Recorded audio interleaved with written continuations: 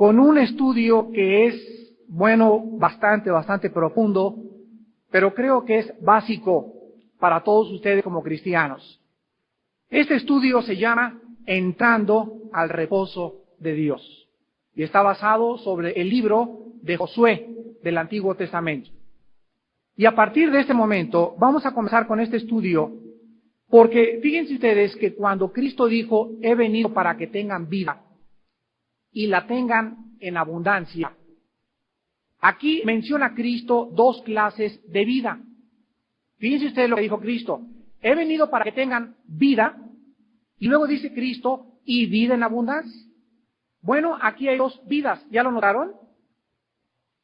¿Ya lo notaron? He venido para que tengan vida, aquí se refiere a la vida eterna. Y cuando dice vida en abundancia, se refiere a la vida experimental cristiana. A ver, otra vez. Cristo dice, he venido para que tengan vida, y todos nosotros en esta mañana la tenemos. Pero hay muy pocos de ustedes que no tienen una vida abundante. ¿Ahora sí? O sea, son salvos. Han nacido de nuevo. Han tenido una experiencia de conversión con Cristo, pero no han entrado al reposo de Dios.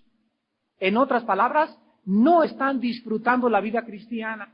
Todavía están amargados, resentidos, no tienen victoria sobre el pecado. Cuando tienen pruebas o emergencias en la vida, reaccionan como los incrédulos. ¿Y qué haré? Y se jalan el pelo, y van a consultar por acá, y van a consultar por allá, y no han conocido la paz de Dios.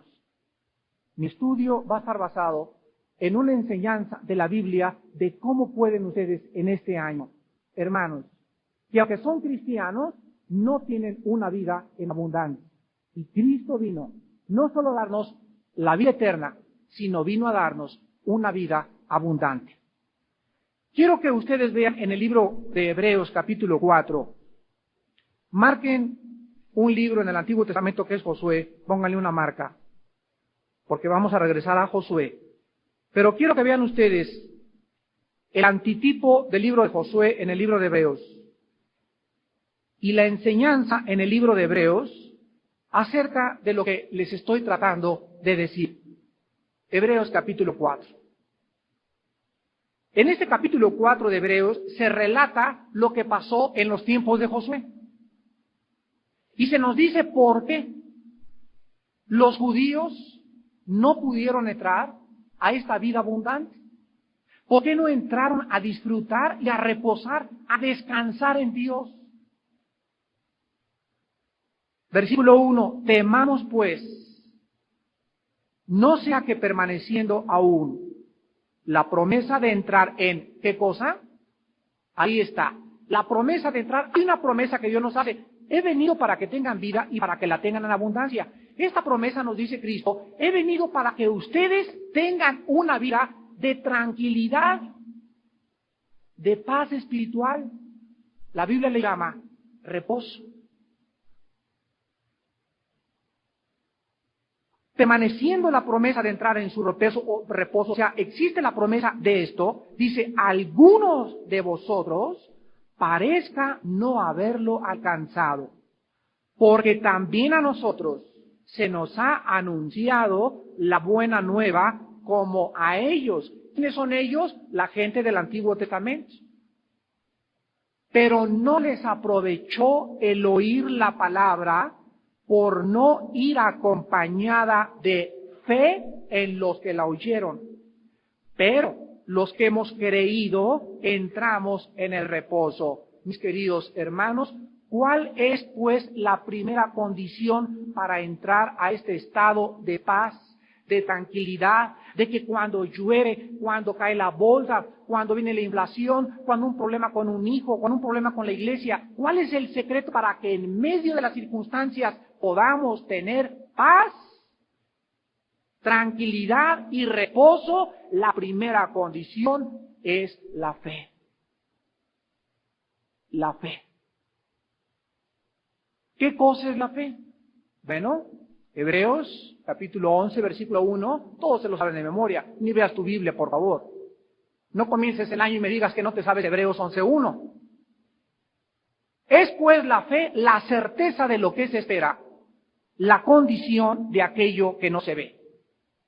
Aquí encontramos nosotros que entonces, para poder entrar a esta vida, de la cual vamos a hablar en estos estudios, esta vida de paz y de reposo espiritual, de tranquilidad, donde somos dueños de las circunstancias, donde comienzan los montes a trasladarse de un lugar al otro, y dentro de nosotros tenemos una serenidad interior que nos dice, tranquilo, todo está bien en este año, todo está bajo control. Yo soy tu Dios que te esfuerzo, no tengas miedo, sé valiente. Que mi hijo, tranquilo, estoy bajo el control. Que el trabajo, tranquilo, estoy bajo el control. Que comida, que alimento, si Dios alimenta a las aves, ¿cómo no cuidará de ti? Solo aquellos que han entrado al reposo de Dios pueden estar tranquilos. Veamos pues entonces, en primer lugar, antes de ver lo de la fe, que la palabra hebrea para reposo significa paz del alma, tranquilidad interior, dejar de preocuparse o de afanarse. Dejar de preocuparse o de afanarse. La idea, pues, tanto en el hebreo como en el griego, es una paz interior y una tranquilidad espiritual que produce dentro de nosotros una seguridad absoluta de que Dios está bajo el control de todas las cosas. Se los vuelvo a repetir, para los que no tengan el cassette. La palabra reposo en el hebreo y en el griego nos da la idea de una paz absoluta interna. Y esta paz es producida no porque tenga 12 cuaniles, ni porque tenga 2 Valiums, o porque tenga 50 millones de pesos en el banco y diga, mientras yo tenga mi dinero en el banco en el 87, no tengo por qué preocuparme. No, porque el día que te falte ese dinero, pierdes tu paz. Pero fíjense ustedes que esta paz, esta vida abundante que Cristo nos las da a pesar de las circunstancias. Y no importa que tengas o no tengas, trabajo o no trabajo, problemas o no problemas, tú puedes y yo también ser victoriosos sobre las circunstancias. Y esta paz nos produce la confianza de saber que hoy en la mañana que yo me levanté, Dios se levantó también junto conmigo. Si cuidó mi sueño y me permitió que respirara y que siga respirando, es porque Él no ha acabado con mi vida. Vamos pues entonces a ver en Hebreos, en el capítulo 11, algunos ejemplos, antes de entrar al libro de Josué, algunos ejemplos del Antiguo Testamento de cómo hubo hombres que a pesar de las circunstancias exteriores, vivieron épocas peores que la que estamos atravesando nosotros, pudieron tener paz, reposo y tranquilidad y confianza en Dios, a pesar de que el mundo se estaba desmoronando enfrente de ellos. En el capítulo 11, versículos del 8 al 10, dice el ejemplo de Abraham. Por la fe Abraham, siendo llamado, obedeció para salir al lugar que había de recibir como herencia, y salió sin saber a dónde iba. Por la fe habitó como extranjero en la tierra prometida, como en tierra ajena, morando en tiendas con Isaac y Jacob, coherederos de la misma promesa, porque esperaba. Porque esperaba. La ciudad que tiene fundamentos, cuyo arquitecto y constructor es Dios. ¿Qué dice Hebreos 11:1? La fe es la certeza de ¿qué cosa?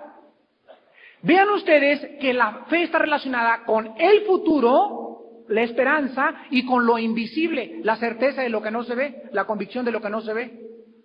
Entonces, ya puesta en la práctica la fe, vemos que Abraham, saliendo y teniendo tanto dinero, él tuvo la oportunidad en el capítulo 13 del Génesis de decirle a su sobrino Lot, mira Lot, si tú te vas a la izquierda, yo me voy a la derecha. Si tú te vas a la derecha, yo me voy a la izquierda. Escoge lo que tú quieras. Lot alzó sus ojos y vio la llanura del Jordán como huerto de riego, como el huerto de Jehová cuando Adán y Eva estaban en el Edén, y dijo Lot, me voy a aquello. Se dejó guiar por una falsa prosperidad.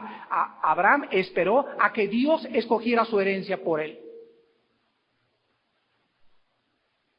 ¿Saben ustedes por qué Abraham fue tan desprendido con sus bienes y no le importaba invertir aquí en la bolsa o no invertir en la bolsa o al amanecer y qué comeré, etcétera, etcétera? Lo único que sostenía a Abraham es que él estaba esperando. Él tenía puesta su mente y sus objetivos más allá de este mundo. Más allá de todo lo que estaba pasando, él estaba arriba de las circunstancias. Y por eso aceptó vivir como extranjero. Nunca dijo, tengo que tener una casa en el 87, tengo que hacérmela. Si no me compro un departamentito en el 87, ya no la hice. Pues si no compro este coche, ya no la hice. Abraham aceptó vivir sin echar raíces en este mundo.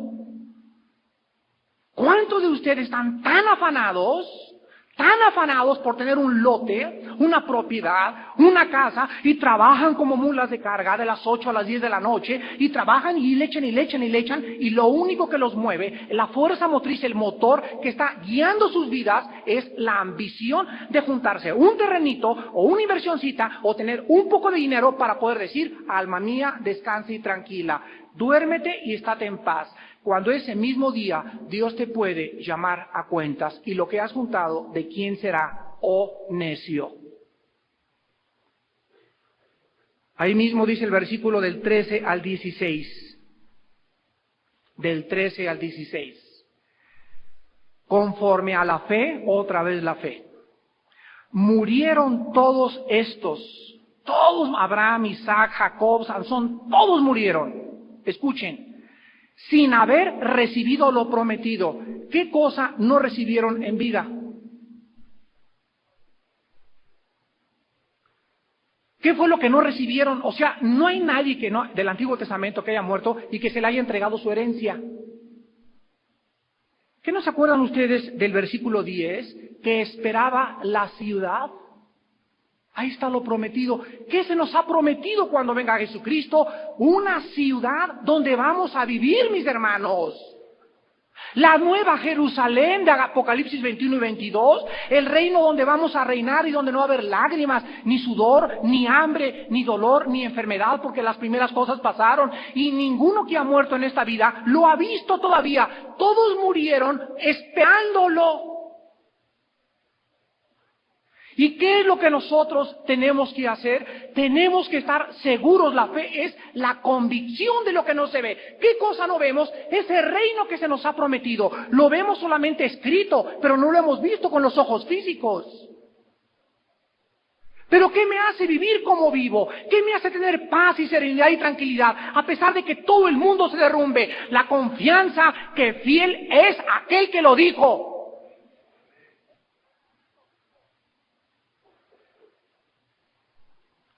Ahora vean lo que dice.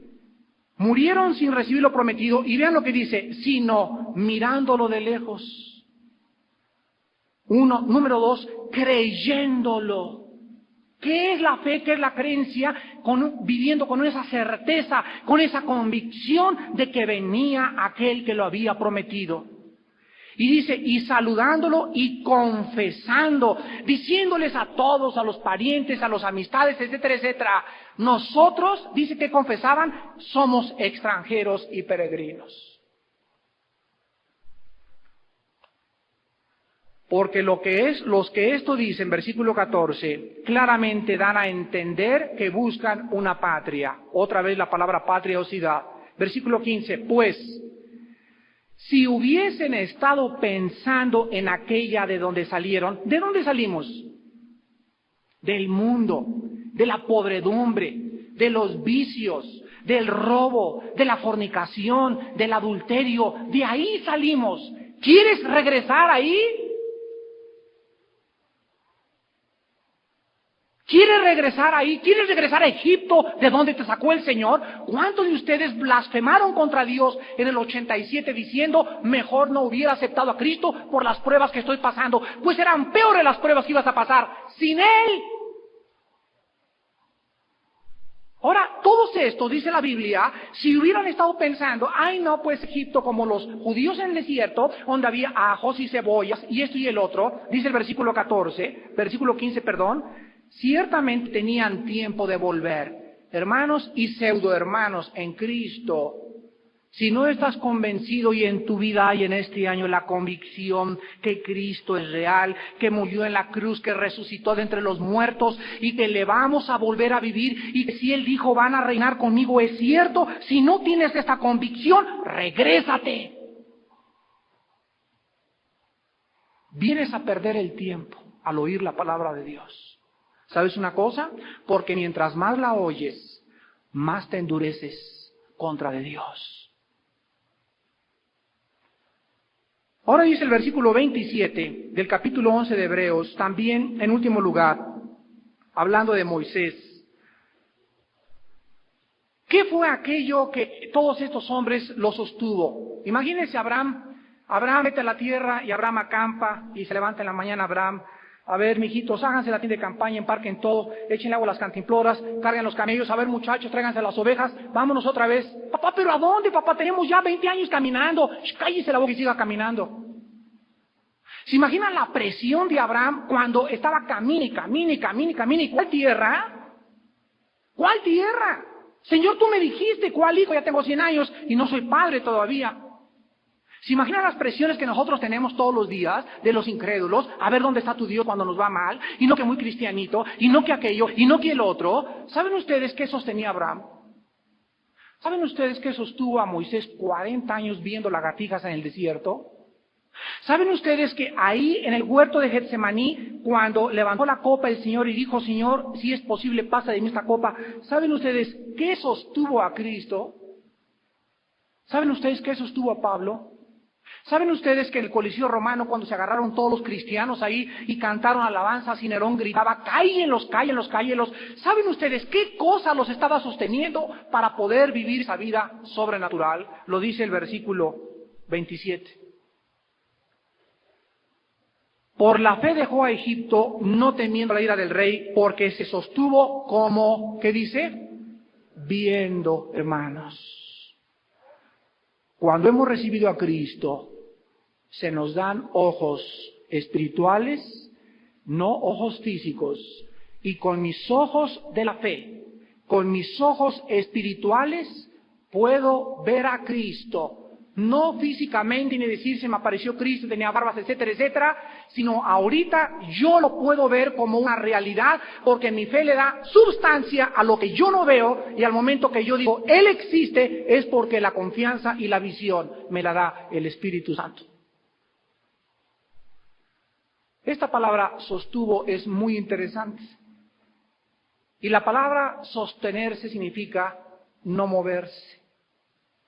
No retroceder, mantenerse firme. ¿Qué hizo que Abraham dijera, no, me echo para atrás, ahí nos vemos? ¿Qué hizo que Moisés, ya no quiero que mándeme a Las Vegas, Señor, con el desierto me tiene, Señor? ¿Qué hizo que Moisés pudiera enfrentar a Faraón, Elías, Acab? ¿Qué es lo que hace que nosotros podamos enfrentarnos con valor al mundo y no tener miedo del hombre? La fe en Cristo. La certeza de lo que se espera, la convicción de lo que no se ve. Hermanos, esta fe solamente puede tenerla el que es nacido de nuevo. Esta fe solamente puede tenerla aquel que se ha arrepentido de sus pecados y ha tenido un encuentro personal con Jesucristo. La fe no es creencia. No me digas creo en Dios porque el diablo cree y tiembla. La fe se distingue de la creencia, que los que creen no actúan. Escúchenme muy bien. Los que creen nada más dicen, tengo la fe del carbonero, creo en Dios y creo en Cristo, en Santa María, en San José, en San Pablo. Y en todos los santos, la diferencia entre ellos y un cristiano es que el cristiano, escúchenme muy bien, el cristiano vive lo que cree. Y el otro solamente es profesante de la boca para afuera. Ahora, en segundo lugar, no solamente es necesaria la fe para poder entrar a este descanso espiritual y esta paz que Dios quiere que tengamos, sino que también, aparte de la fe, sorpréndanse ustedes. Algunos van a decir, yo creí que solamente creer en Dios. No, aparte de la fe, necesitamos, en segundo lugar, y solamente son dos cosas, solamente son dos cosas para entrar a esta vida abundante. Número uno, fe, y número dos, esfuerzo. Es por obras, no estamos hablando de la salvación. Estamos hablando que una vez que hemos entrado a la tierra de Canaán, una vez que hemos sido libertados del pecado, sacados de Egipto, introducidos y cruzados el río Jordán, en el momento que Josué entra para el otro lado, Dios le dice más de 5 veces, esfuérzate. Muchos cristianos creen que recibir a Cristo es ya acostarme, me rasco la barriga, no, pues el trabajo me lo va a traer Dios, mi novia me la va a traer Dios, etcétera, etcétera. Quiero decirles lo siguiente. Nosotros debemos de procurar, dice en Hebreos 4:11, procuremos pues entrar al reposo. 4 veces, vamos ahora sí al libro de Josué, en el Antiguo Testamento, en el capítulo 1, antes de que Josué pudiera entrar a la tierra prometida, a disfrutar la vida abundante, apropiarse de las promesas de Dios, antes de cualquier cosa, Dios le dice 4 veces, en el versículo del 6 al 7, en el versículo 9 y en el versículo 18 del capítulo 1, las siguientes palabras. Josué 1, del 6 al 7, esfuérzate y sé valiente,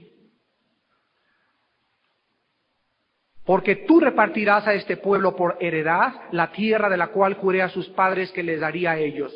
Otra vez versículo 7. Solamente, ¿qué cosa? Lo único que te pido, Josuecito, lo único que te pido, por favor, es que te esfuerces. Ahí está mi condición, Josué. Esfuérzate. ¿Qué significa la palabra esfuérzate? Señor, ¿qué me quieres decir con que esfuérzame? La palabra esforzarse en el hebreo tiene 2 significados. La primera es trabajar duro. Trabaja duro en la iglesia, trabaja duro en el coro, trabaja duro en el estudio, trabaja duro en los estudios, prepárate, échale ganas, pelea la buena batalla, esfuérzate y sé valiente. La vida cristiana no es una vida inactiva, no es una vida de pasividad, es una vida de esfuerzo. El segundo significado en el hebreo significa hacer más de lo que se nos pide.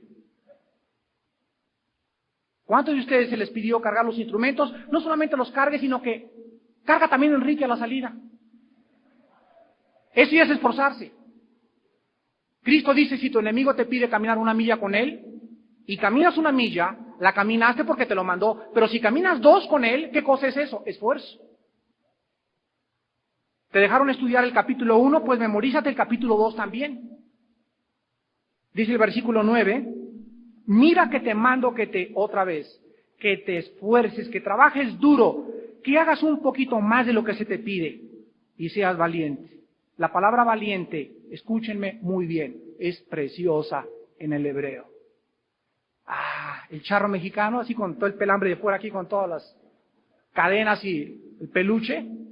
¿Ese es el valiente? ¿O el que cállese a la mujer? ¿El de la botella? ¿El que grita? No. La palabra valiente en el hebreo significa, vean qué hermoso, significa mantener la serenidad interior. Valiente es aquel que no le da el cataplus. Aquel que una cerveza, compadre, ahorita para que se me quite. Un trago de whisky para darme valor. Esos son los cobardes. Pero a los ojos de Dios, el valiente es el padre de familia que se sienta con sus hijos, ora en este año y les dice, hemos comenzado el año sin trabajo. No tengo ni siquiera una garantía de que voy a trabajar. Y quiero decirles a ustedes que debemos en esta casa mantener la paz. Ese padre de familia levanta la Biblia en estos primeros días del año y les dice a sus hijos, hijos, ayúdenme a ser valientes todos. A que no comiencen los pleitos y los gritos en la casa porque no tenemos que comer. Eso es cobardía. a que a pesar de que todo está negativo y todo se nos pinta negro en este año, podamos mantener la tranquilidad del espíritu. Eso es una familia valiente. Y dice en el versículo 18 del capítulo 1 también, en último lugar, vean, ya van 3 veces, ahora 4 veces, capítulo 18, cualquiera que fuere rebelde a tu mandamiento y no obedeciere a tus palabras en todas las cosas que le mandes, que muera, solamente que, otra vez, te esfuerces y seas valiente. No es sorprendente que 4 veces se le mande a Josué diciendo: Josué, no solamente confía en mí, no solamente mantén la serenidad interior, no solamente, sino que también, Josué, te he dado una espada para que pelees. Yo voy a pelear por tus enemigos, pero yo quiero que tú le eches ganas. Quiero que en el 88 te levantes y le eches ganas a tus devocionales. Quiero que le eches ganas y digas, pues, salgo a las 6 de la tarde, hay un estudio a las 7 de la noche, échale ganas. Ve y estudia el estudio bíblico. El domingo no tengo nada que hacer, échale ganas a la iglesia, ayuda a tus pastores, inscríbete como diácono, échale ganas a tu vida cristiana. Hermanos, todos aquellos que viven con esta seguridad de Cristo y que le están echando ganas, Dios les promete 4 cosas. Veamos cuáles son. No se puede, vuelvo a repetir, sustituir la fe con el esfuerzo, ni el esfuerzo con la fe. Necesitamos aunar a nuestra confianza en Dios nuestro trabajo físico. Vean ustedes que las 2 cosas que se nos piden, observen con mucha atención, las 2 cosas que se nos piden para poder tener paz del alma y paz, tranquilidad, es una actitud interna y la otra una actitud externa. La actitud interna es la fe, la actitud externa es el esfuerzo. Muchos de ustedes solamente mucha oración y mucho discipulado y muy acá, y etcétera, etcétera, pero cuando viene la cuestión del trabajo en la iglesia, o de cargar aparatos, o de entrarle al coro, o de servir de diáconos, o de abrir tu casa para estudio bíblico, no quieren trabajar en nada. Entonces están fuera de balance y se preguntan, ¿por qué no prosperaré en mi trabajo? ¿Por qué me faltará aquello? Porque eres un perezoso, apático y haragán espiritual. Tienes 2 años en esta iglesia y no has levantado un solo cojín jamás, ni siquiera has venido jamás a barrer, ni siquiera te has ofrecido a poner la puerta. Lo único que has hecho es venir a que te den de comer nada más, por eso no prosperas espiritualmente. Vemos entonces que nosotros tenemos que aprender, ahorita que veamos las promesas de la fe y del esfuerzo, lo que vamos a tratar de deslindar o de desmenuzar en el próximo estudio.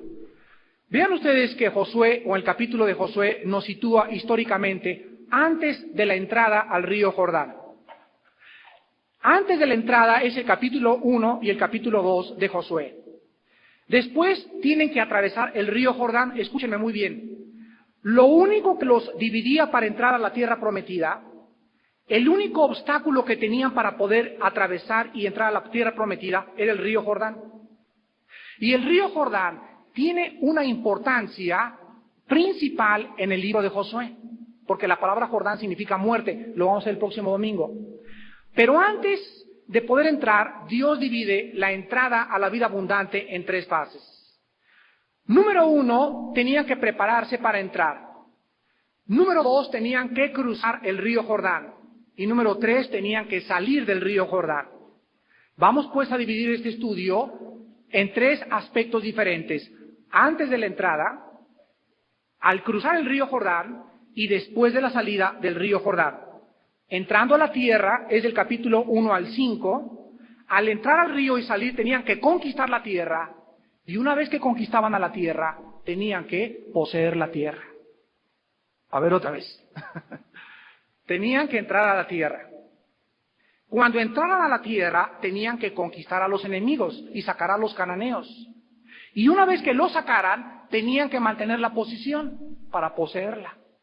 Entonces ahorita se puede usar esto de la siguiente manera. Yo he sido sacado y he dado a las promesas de Dios porque yo he sido salvado. Pero me dice Dios: Armando, ya te salvé, ya morí por ti en la cruz, ahora para que tú te esfuerces y conquistes tus enemigos. ¿Cuáles son mis enemigos? Bueno, antes de que yo fuera cristiano tenía problemas con adoraba Sai Baba, adoraba filosofías orientales, tenía santitos, hacía peregrinaciones, me gustaba mucho la uña, me decían buitrón, etcétera, etcétera. Entonces, todo eso, cuando yo me convierto, no de la noche a la mañana ya me convertí en el desayuno y se me quitó lo buitrón, nada de eso. Vemos que ya siendo cristianos tenemos que pelear, tenemos que esforzarnos. ¿En qué? En conquistar lo que ya está ganado.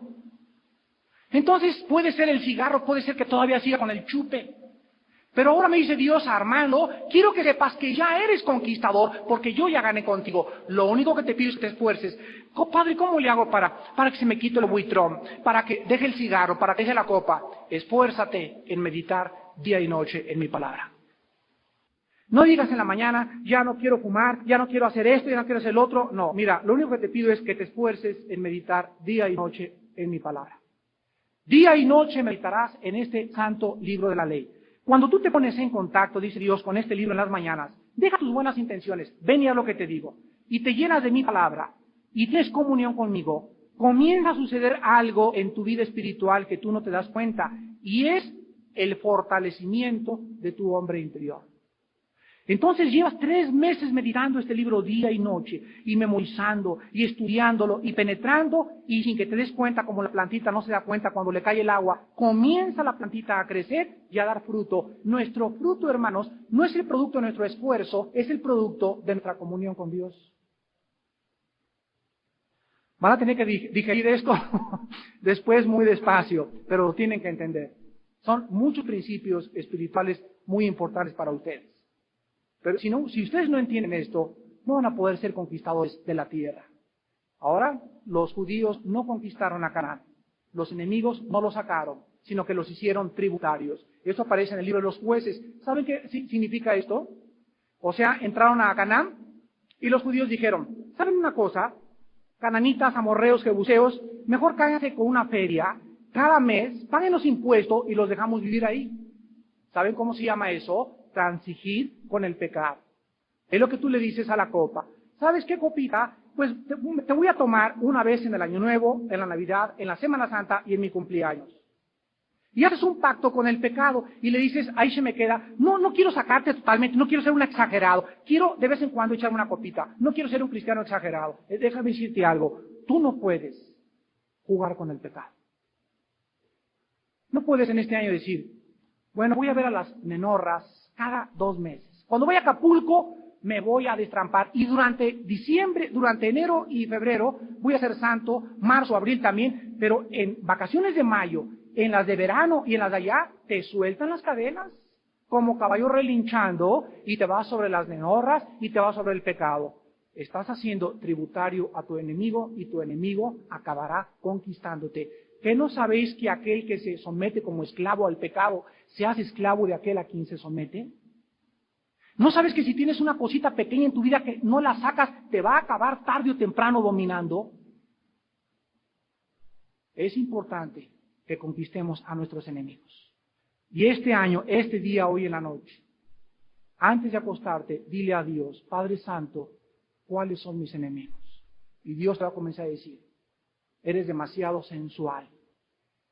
El cigarro, tus copas cada 8 días, los impuestos que has robado cada 3 o 4 meses, la forma como tratas a tu esposa, tu falta de devocionales en tu casa. Dios te va a mostrar tus enemigos y tú le vas a decir a Dios hoy en la noche: Padre Santo, me has mostrado 10 enemigos que tengo en mi tierra, dentro de mí. Y Dios dice: yo los conquisto por ti, pero tú esfuérzate en meditar en mi palabra.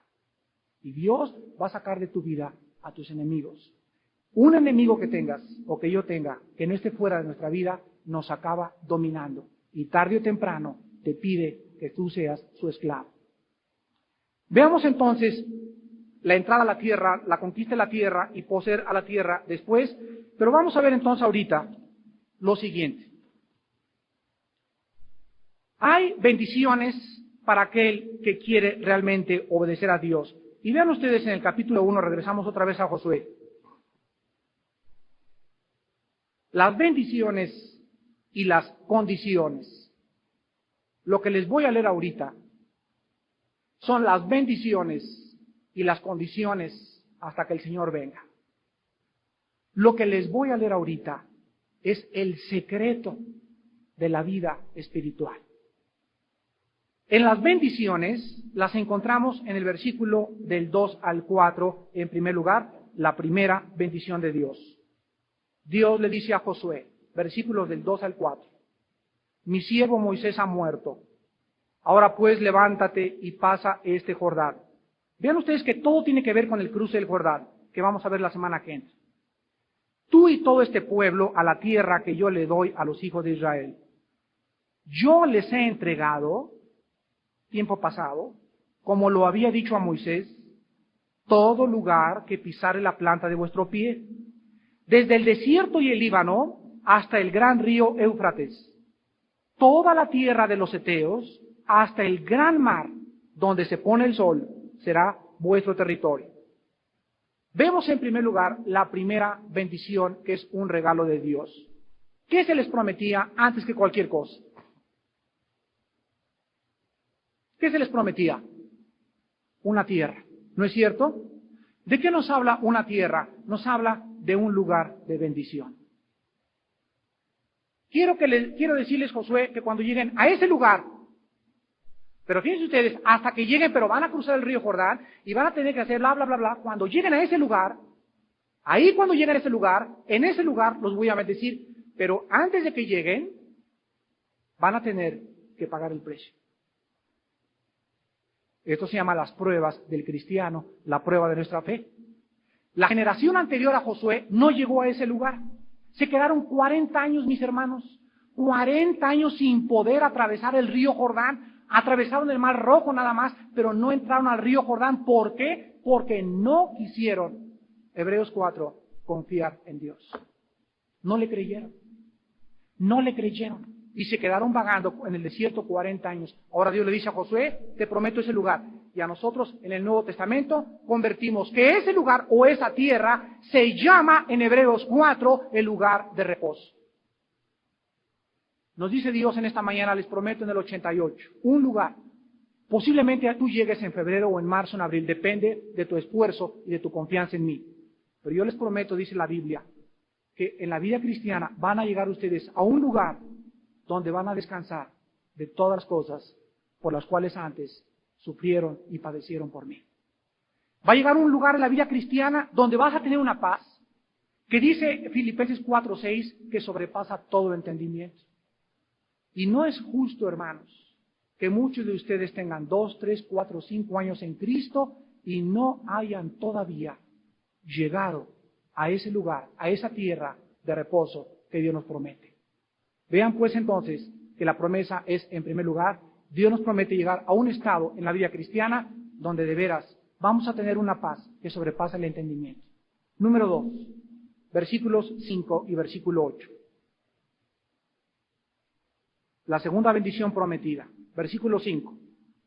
Nadie te podrá hacer frente en todos los días de tu vida. Nadie. Como estuve con Moisés, estaré contigo. Estaré contigo. No te dejaré. Entiéndelo, ni te desampararé. Versículo 8.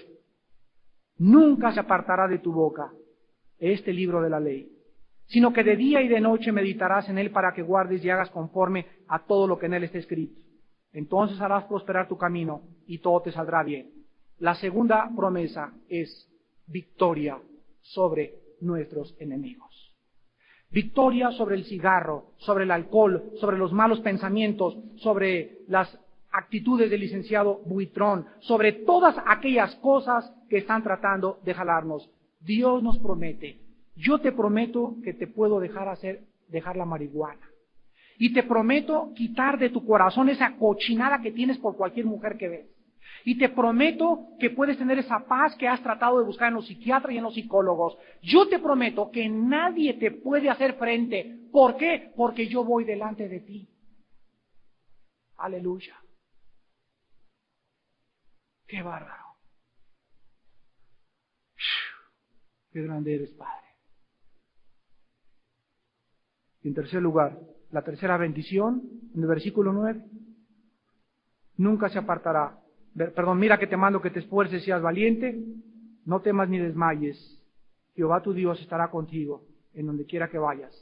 En tercer lugar, Dios promete, y a nosotros también, he aquí estoy con ustedes todos los días hasta el fin del mundo. ¿No fue lo que Cristo nos prometió también?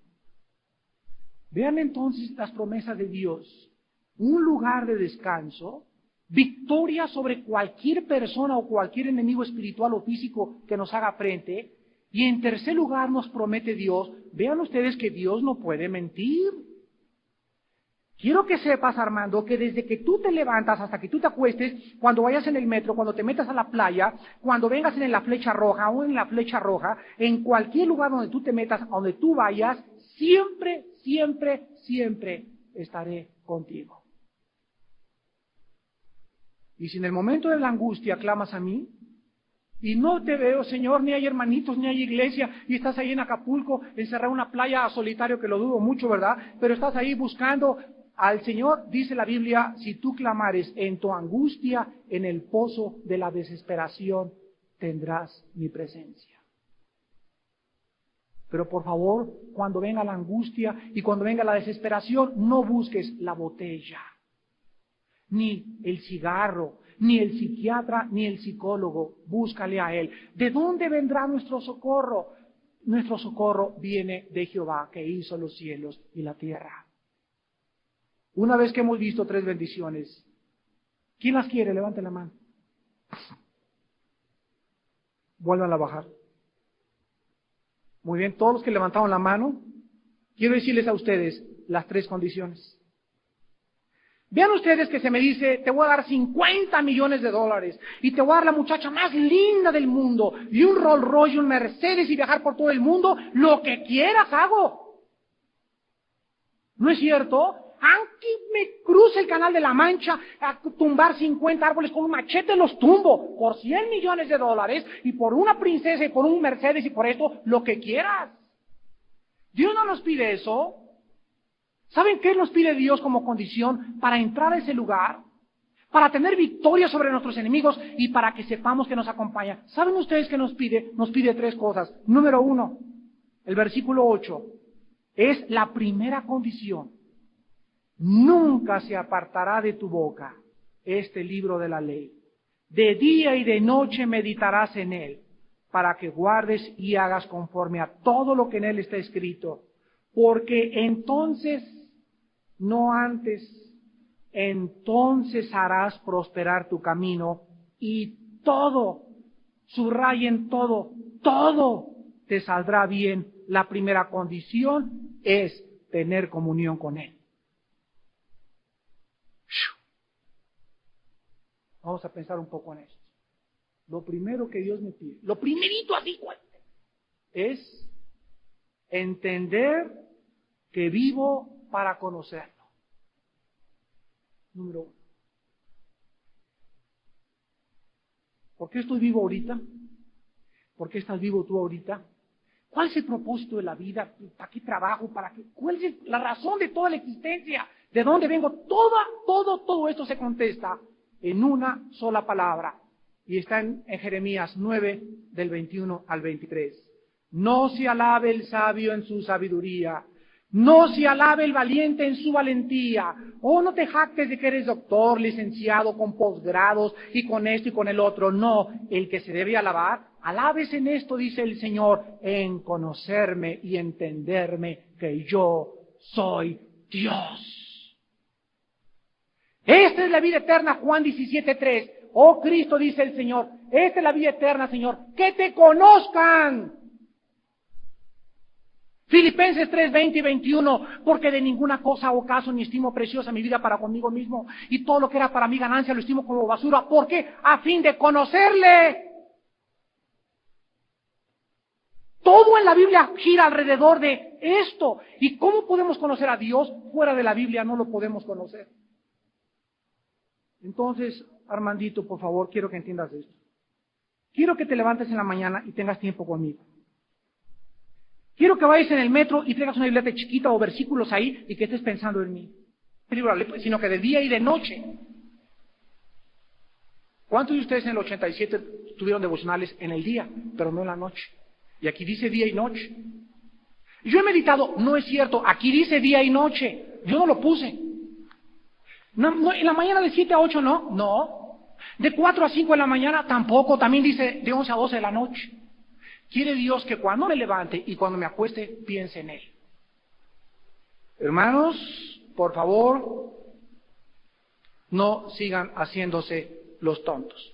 No va a haber nadie en esta iglesia, ni en ninguna iglesia del mundo, ni en China, ni en los pentecostales, ni en los carismáticos, ni en los metodistas, en ninguna denominación, en ninguna organización, no va a haber nadie a quien Dios prospere que no tenga tiempo para Él. Porque su palabra dice que es la condición para prosperar y para que todo nos vaya bien. Si no determinas desde este año tener tiempo para Dios en la mañana y antes de acostarte, no esperes entrar a ese lugar de reposo, no esperes vencer a tus enemigos, ni tampoco esperes en el momento de la angustia que Él sea real a tu corazón. No es que Dios haya fallado, Él no puede fallar, eres tú el que fallaste en las condiciones que Él nos pide. No digas, no que la vida cristiana era esto, es que no es la culpa de Él, es tu culpa por desobediente.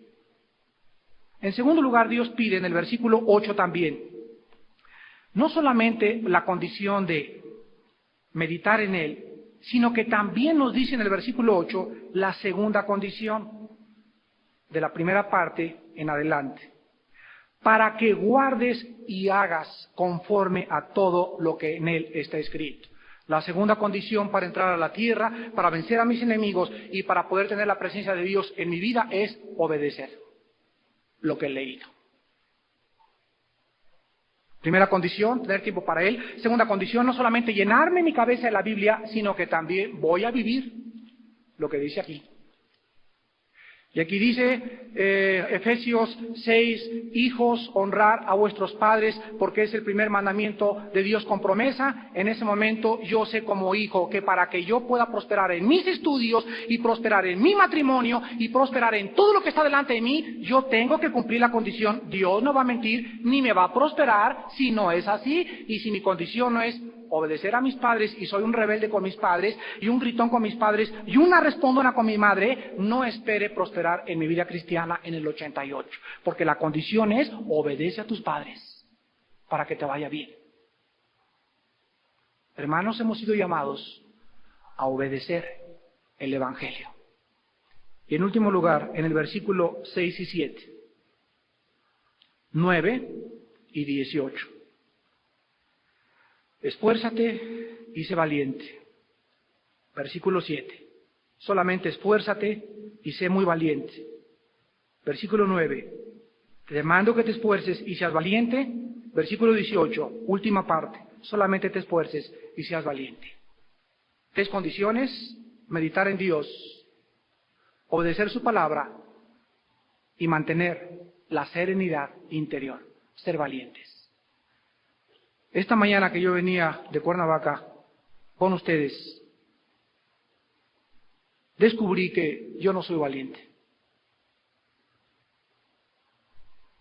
Meditando y pidiéndole al Espíritu Santo, saca más y más mis pecados y muéstrame mis errores como padre, mis errores como hermano, mis errores como pastor. Me di cuenta que una de mis más grandes debilidades, se los digo con toda mi alma, es que soy un cobarde. Y saben ustedes que en ese momento Dios me dijo, si yo supiera que eres valiente, no te lo pediría.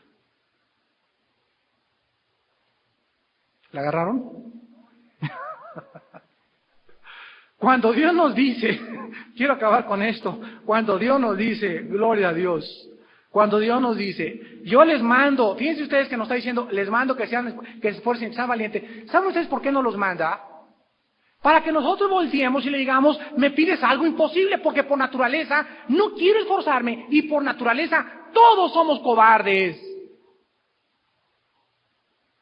Yo le he dicho muchas veces a mi esposa, ojalá que muchas veces mi fe y la forma como yo predico esté al nivel de mi vida.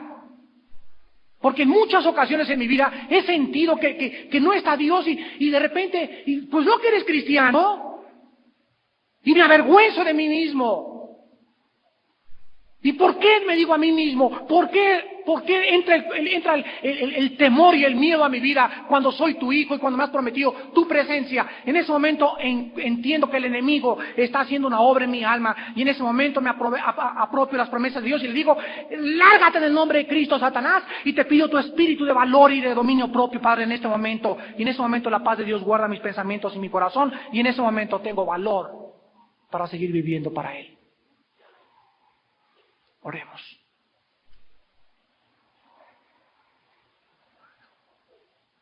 Bendito Padre,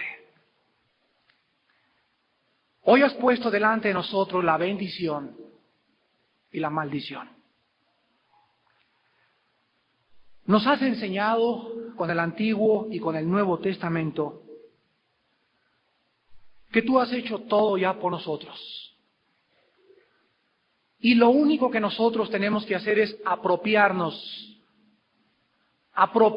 hacer nuestras promesas que nos pertenecen por ser tus hijos.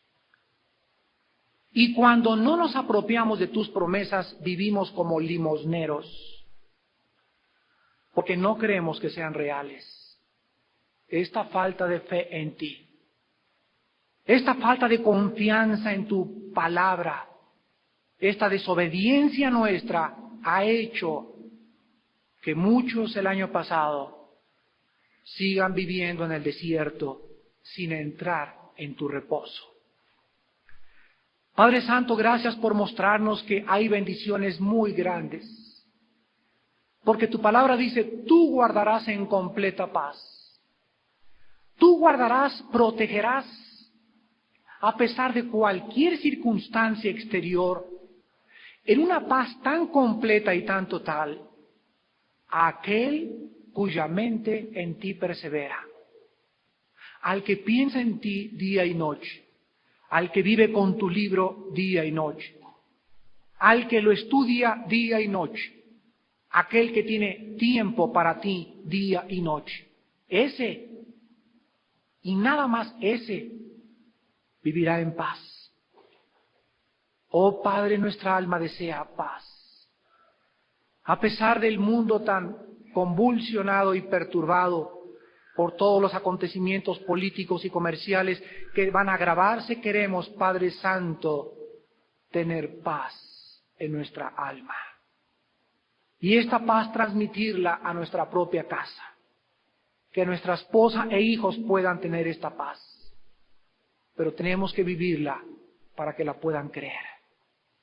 Te damos gracias, Padre, porque este reposo está enfrente de nosotros. Es la tierra donde fluye leche y miel. Esa tierra es ese lugar de tranquilidad, de serenidad, donde podemos descansar de nuestras obras. Donde podemos entrar, pero debemos esforzarnos para llegar a este lugar. Gracias, Padre, por la promesa de tu presencia en nuestras vidas, porque es maravilloso experimentar que estás vivo en medio de tantos problemas.